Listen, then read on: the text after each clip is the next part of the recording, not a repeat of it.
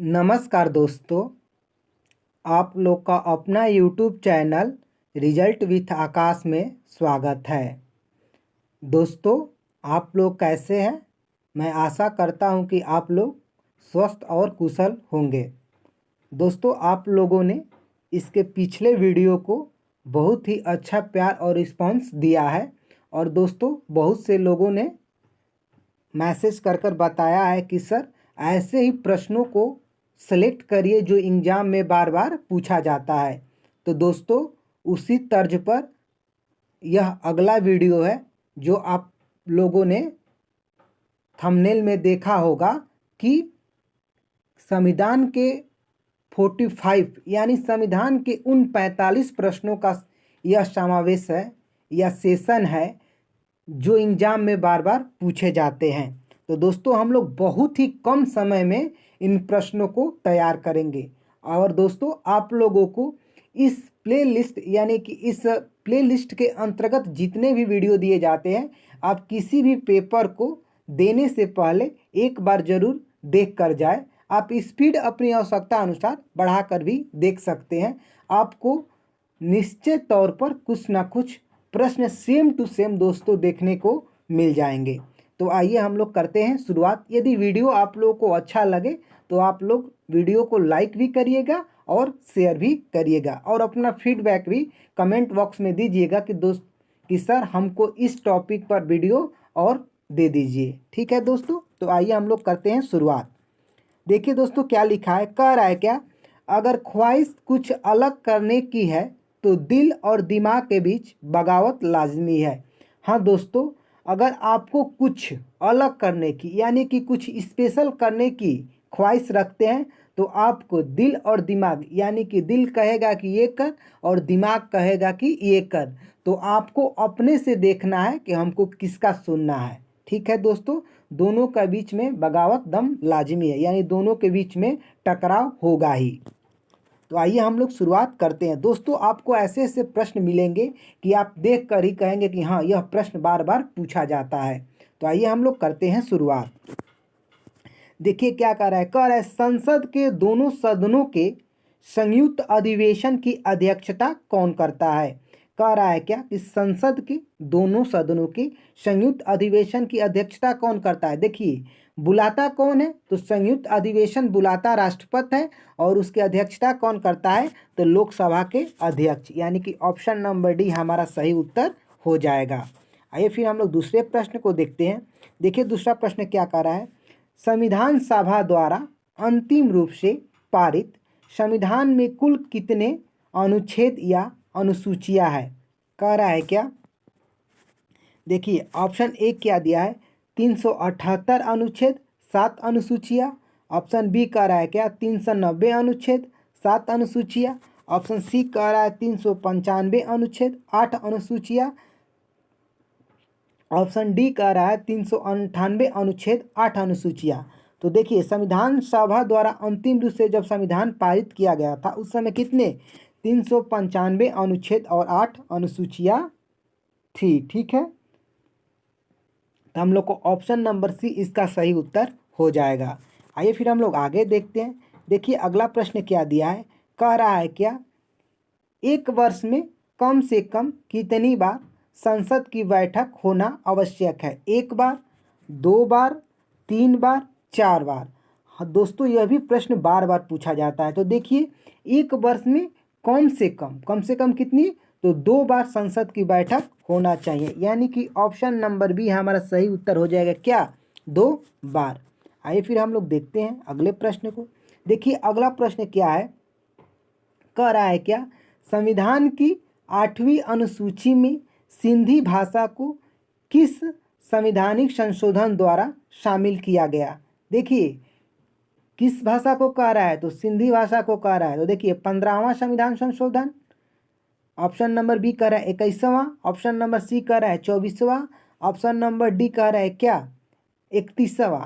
तो देखिए सिंधी को किस संविधान संशोधन द्वारा, तो 21वें संविधान संशोधन, यानी कि ऑप्शन नंबर बी हमारा सही उत्तर हो जाएगा।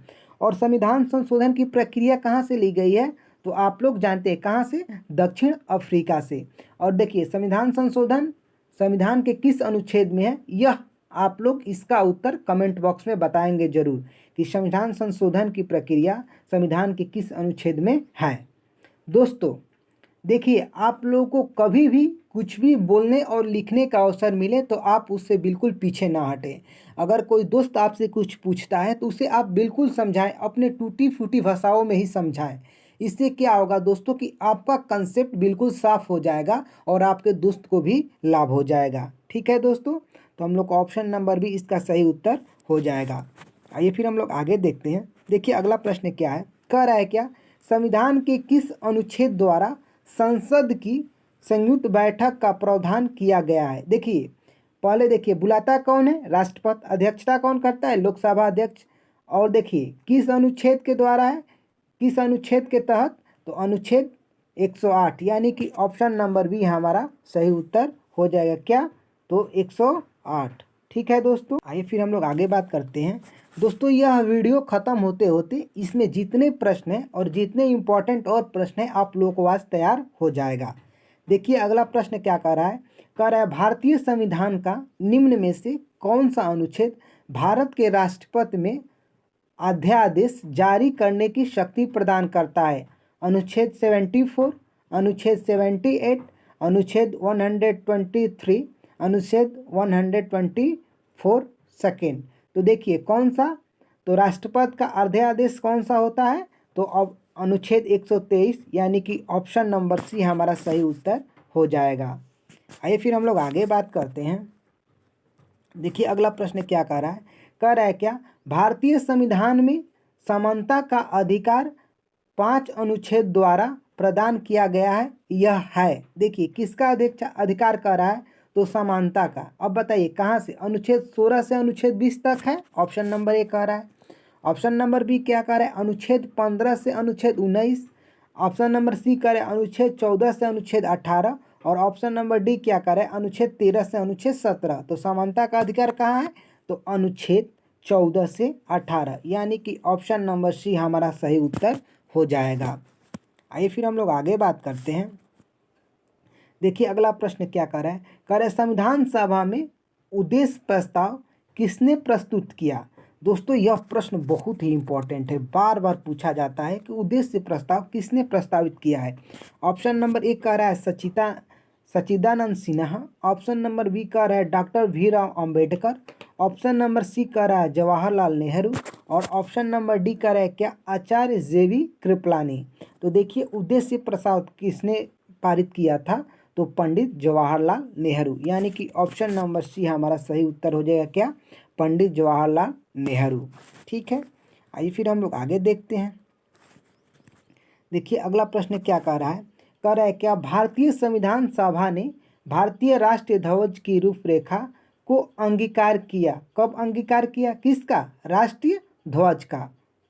किसका बात कर रहा है, तो राष्ट्रीय ध्वज का। कह रहा है ऑप्शन नंबर या एक क्या, 23 अगस्त 1947। ऑप्शन नंबर बी है 13 सितंबर 1947। ऑप्शन नंबर सी है 15 अगस्त 1947। और ऑप्शन नंबर डी क्या है, 22 जुलाई 1947 को। तो कब ध्वज की रूपरेखा 22 जुलाई 1947 को अंगीकार किया गया था, यानी कि ऑप्शन नंबर डी हमारा सही उत्तर हो जाएगा। आइए फिर हम लोग आगे बात करते हैं। देखिए क्या कर रहा है, कह रहा है भारतीय संविधान में संघवाद किस देश से लिया गया है। क्या कह रहा है दोस्तों, ये भी प्रश्न बहुत पूछा जाता है कि संघवाद की अवधारणा किस देश से ली गई है। UAE, USA, Australia, Canada. तो देखिए संघवाद कहाँ से लिया गया है, तो संघवाद कनाडा से लिया गया है। दोस्तों हम लोग अपने समय को नुकसान नहीं करेंगे, बल्कि इन प्रश्नों को तैयार करना ही हमारा एकमात्र उद्देश्य है। और दोस्तों आप लोग इस वीडियो के डिस्क्रिप्शन बॉक्स में एक प्लेलिस्ट का लिंक मिलेगा, जिसमें ऐसे ही ज्योग्राफी का, हिस्ट्री का, इकोनॉमिक्स का, साइंस का प्रश्न का कलेक्शन मिलेगा, उसे एक बार आप देखें। आइए हम लोग अगले प्रश्न की बात करते हैं। देखिए अगला प्रश्न क्या है, निम्नलिखित में से वह संवैधानिक दस्तावेज कौन सा है जिसका भारतीय संविधान तैयार करने में गहरा प्रभाव पड़ा था। अब देखिए मतलब किसके कहने का मतलब क्या है कि भारतीय संविधान को जब तैयार किया गया था तो सबसे ज़्यादा किसका प्रभाव पड़ता? भारत सरकार अधिनियम 1935, द यूएस संविधान, द ब्रिटिश संविधान, द यूएनए चार्टर। तो किसका? देखिए हम लोग के संविधान में सबसे ज़्यादा प्रभाव भारत सरकार अधिनियम 1935 का पड़ा है, यानी कि ऑप्शन नंबर ए सही उत्तर हो जाएगा। आइए फिर हम लोग आगे बात करते हैं।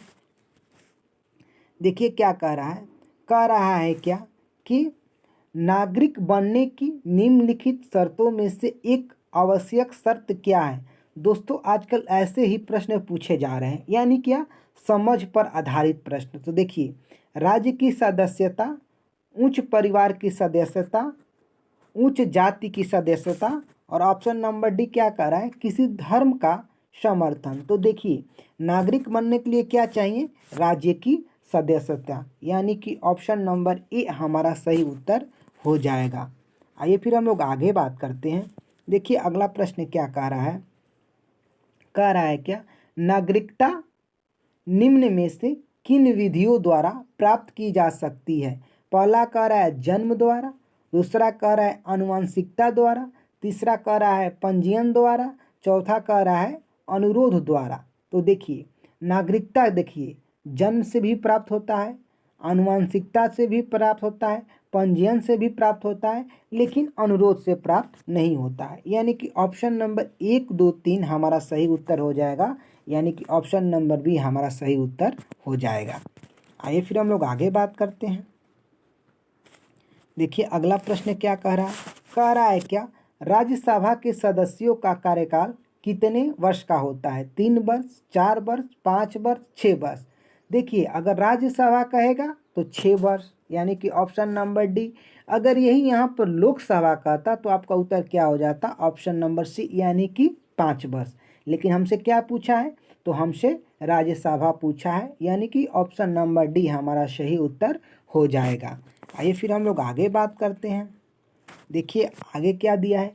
कह रहे संविधान के व्याख्याकार और संरक्षक कौन है? अब देखिए, संविधान का व्याख्या कौन करता है? राष्ट्रपति, संसद, सर्वोच्च न्यायालय, भारत का महाधिवक्ता। तो कौन करता है? तो सर्वोच्च न्यायालय, यानी कि सुप्रीम कोर्ट, यानी कि ऑप्शन नंबर सी हमारा सही उत्तर हो जाएगा। ठीक है, आइए हम लोग अगले प्रश्न को देखते हैं। देखिए अगला प्रश्न क्या दिया है? उच्चतम न्यायालय के न्यायाधीशों की संख्या में वृद्धि करने की शक्ति किसके पास है? दोस्तों ये भी प्रश्न बहुत पूछा जाता है। देखिए किसके पास है? प्रधानमंत्री, राष्ट्रपति, संसद, विधि मंत्रालय। तो देखिए न्यायाधीशों की संख्या को बढ़ाना किसके पास है? तो संसद के पास, यानी कि ऑप्शन नंबर सी हमारा सही उत्तर हो जाएगा। आगे देखिए अगला प्रश्न क्या दिया है?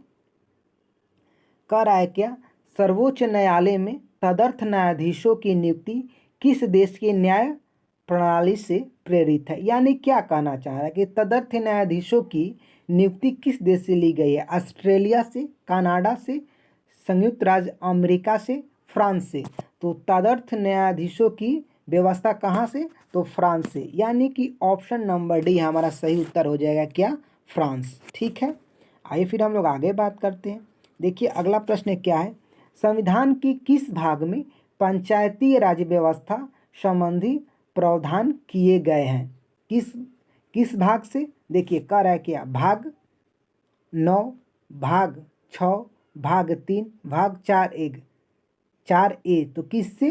पंचायती राज की व्यवस्था भाग 9, यानी कि ऑप्शन नंबर ए हम लोग का क्या? भाग 9। ठीक है, आइए हम लोग आगे बात करते हैं।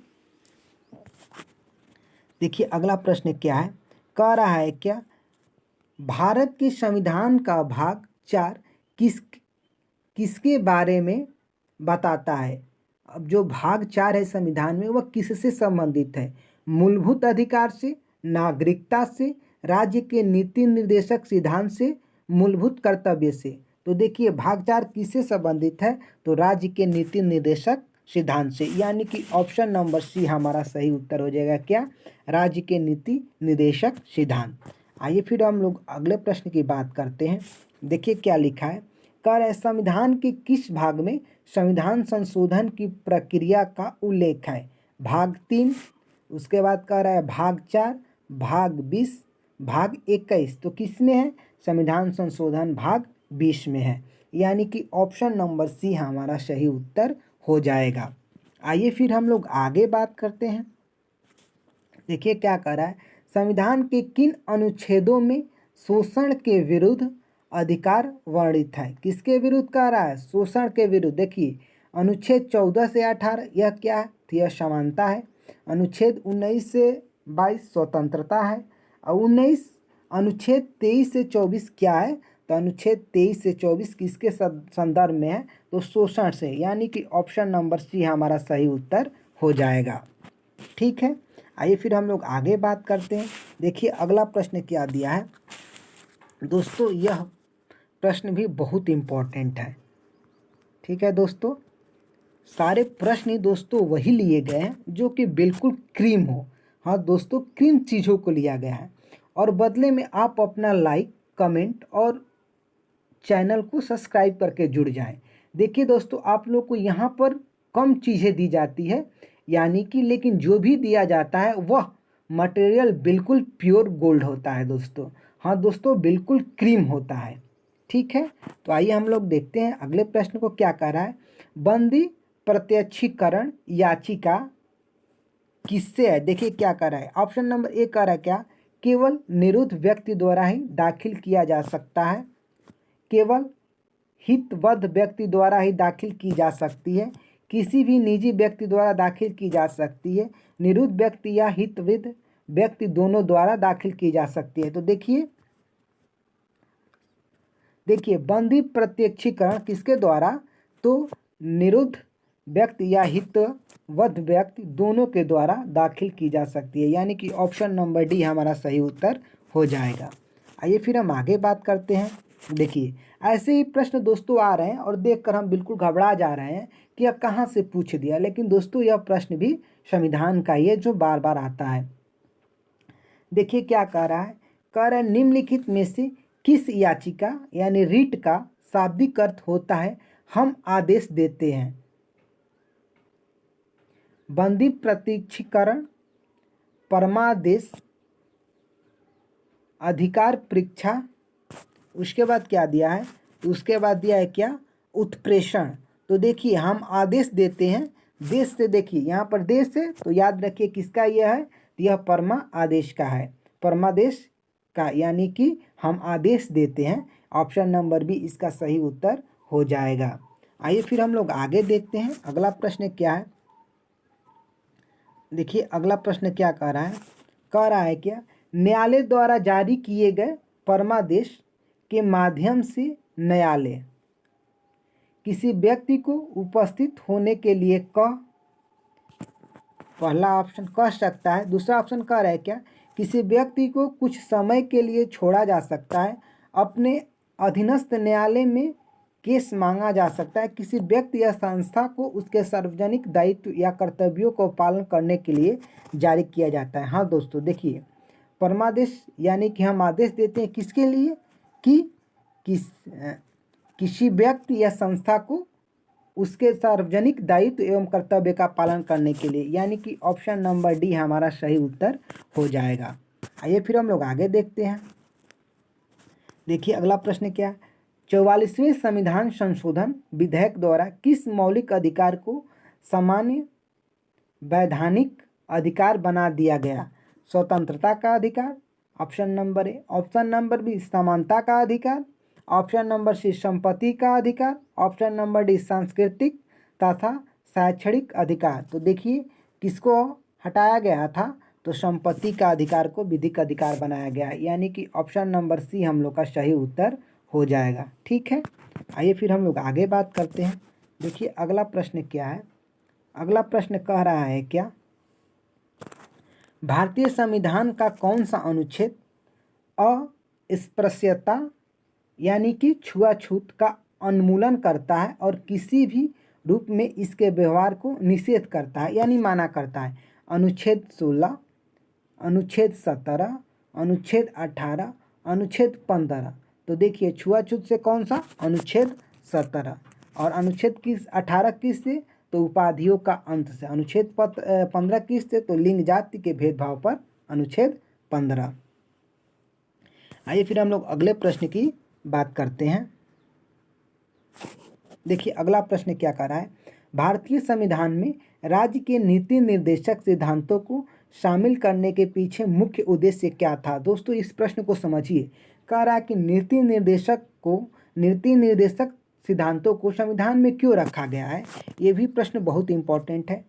कल्याणकारी राज्य की स्थापना करना, धर्मनिरपेक्ष राज्य की स्थापना करना, सरकार के निरंकुश कार्यों पर नियंत्रण रखना, नागरिकों के विकास के लिए सर्वोत्तम अवसर प्रदान करना।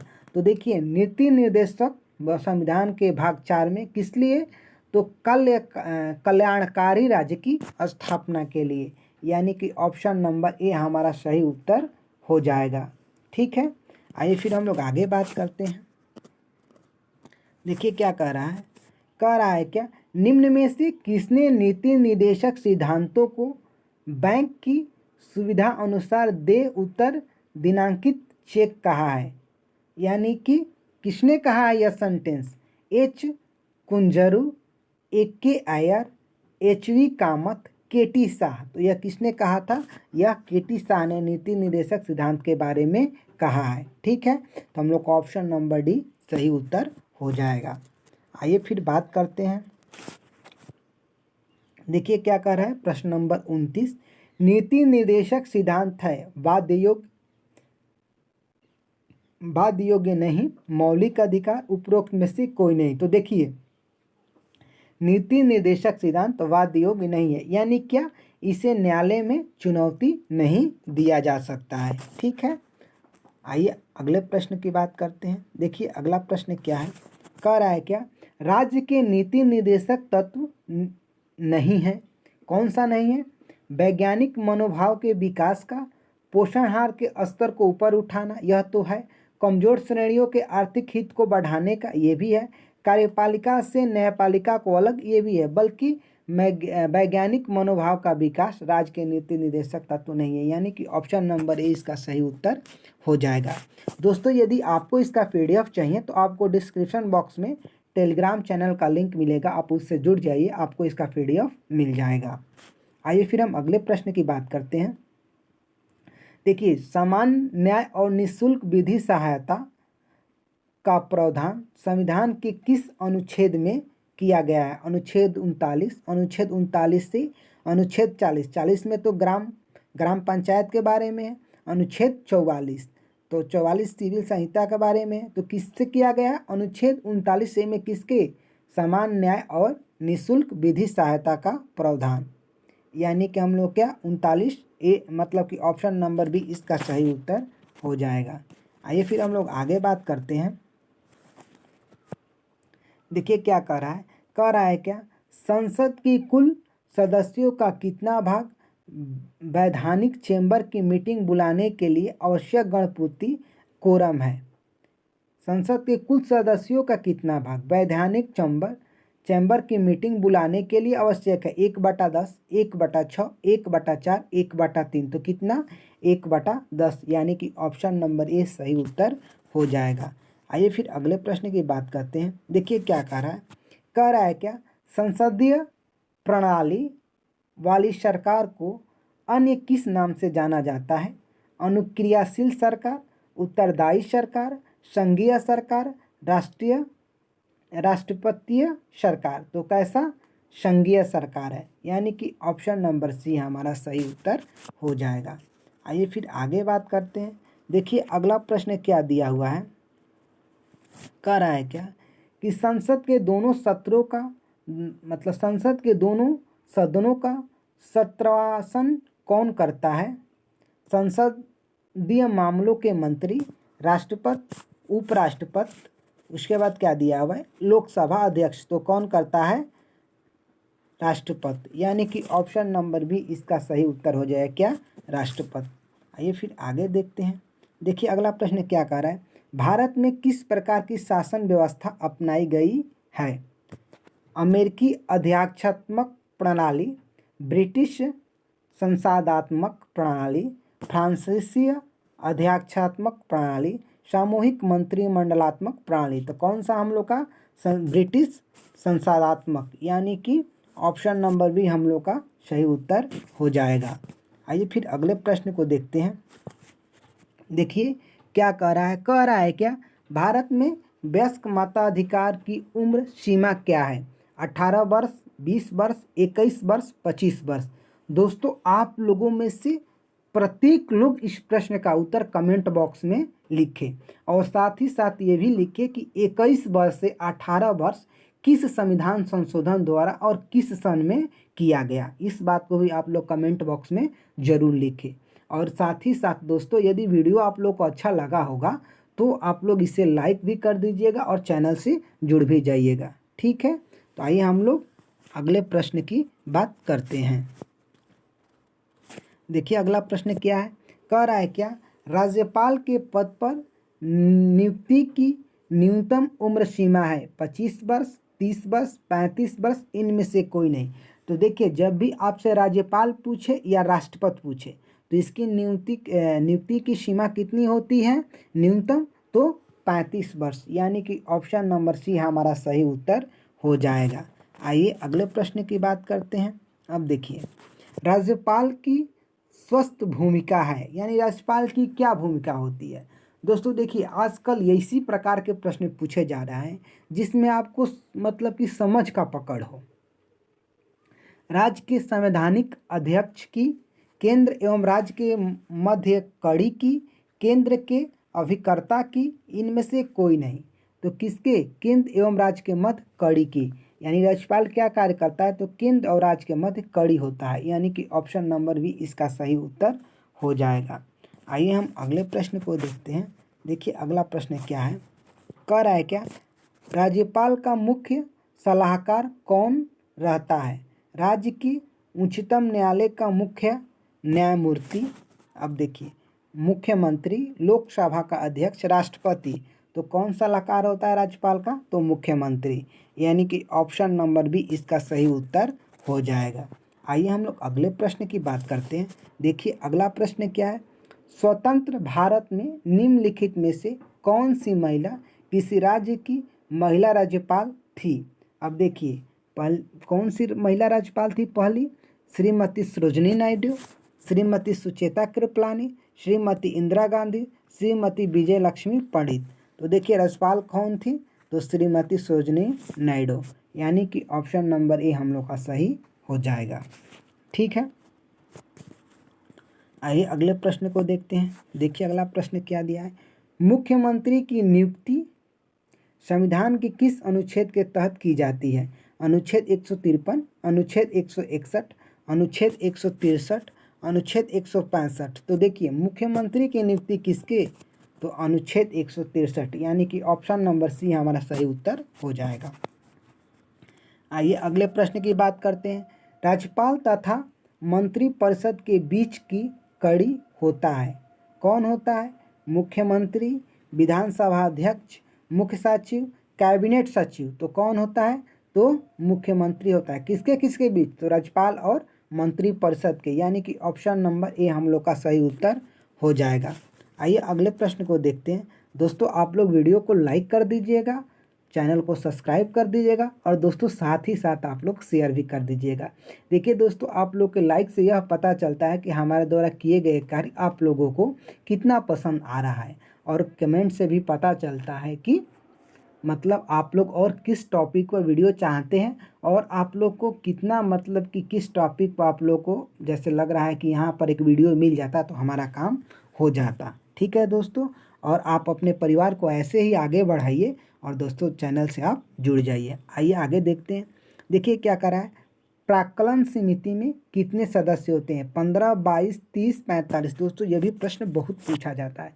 तो कितने सदस्य होते हैं? तो 30 सदस्य होते हैं। देखिए अगला प्रश्न क्या कर रहा है, लोकलेखा समिति में क्या लोकसभा के सदस्य को ही लिया जाता है, राज्यसभा के सदस्य को ही लिया जाता है?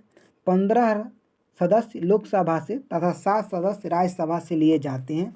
7 सदस्य लोकसभा से तथा 15 सदस्य राज्यसभा से लिए जाते हैं। तो देखिए लोकलेखा समिति में 15 सदस्य लोकसभा से और 7 सदस्य राज्यसभा से लिए जाते हैं, यानी कि ऑप्शन नंबर सी हमारा सही उत्तर हो जाएगा। आइए फिर हम अगले प्रश्न की बात करते हैं। देखिए अगला प्रश्न क्या कह रहा है, किस संविधान संशोधन अधिनियम द्वारा भारतीय संविधान में 9वीं अनुसूची जोड़ा गया था। तो कब, तो पहला संविधान संशोधन कब हुआ था, 1951 में। और कौन सी अनुसूची, तो 9वीं अनुसूची को जोड़ी गई थी। ठीक है दोस्तों। तो दोस्तों देखिए क्या यहाँ पर लिखा गया, आपको जो करना है मन से करो, डर से नहीं, फिर देखो अपनी सफलता। दोस्तों ये बहुत बड़ी बात लिखा गया है। क्या, आपको जो करना है मन से करो, डर से नहीं, यानी किसी के डर से नहीं, फिर देखो अपनी सफलता।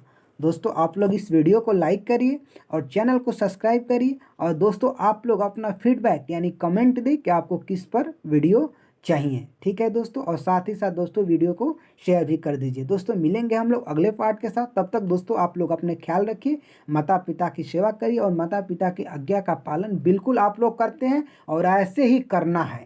ठीक है दोस्तों, मिलेंगे और एक बेहतर क्लास के साथ, तब तक दोस्तों जय हिंद।